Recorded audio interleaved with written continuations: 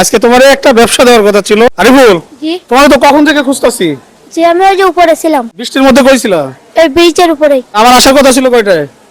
দেড়টায়। বৃষ্টি নামছে কয়টায়?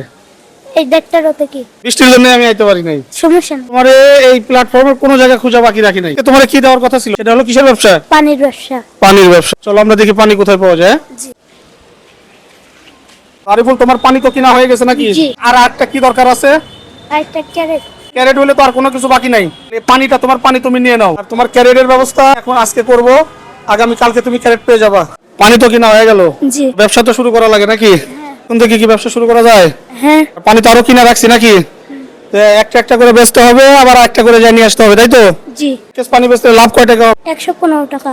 এই এক কেস পানি বেচলে অর্থাৎ এখানে 12 পিস পানি আছে, এই 12 পিস পানি বেচলে 115 টাকা লাভ হবে। তো সারাদিন মানুষের কাছে হাত পাতার দরকার না। ওর মতো একটা ছেলে যদি যদি 2 বারও পানি বেচতে পারে, 12 12 24 পিস পানি বেচতে পারে, তাহলে 250 টাকা ওর লাভ হবে। সারাদিনে খাইতে তোমার কয় টাকা লাগে? 100 টাকা হলে হয়ে যায়। 100 টাকা হলেই হয়।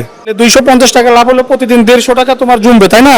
আর প্রতিদিন 150 টাকা আমার জমবে। ও যদি প্রতি মাসে যদি খাওয়া খরচ বাদেও যদি প্রতিদিন গড় 2 কেস পানিও বেচে, ওর প্রতি মাসে প্রায় 4500 টাকা জমবে।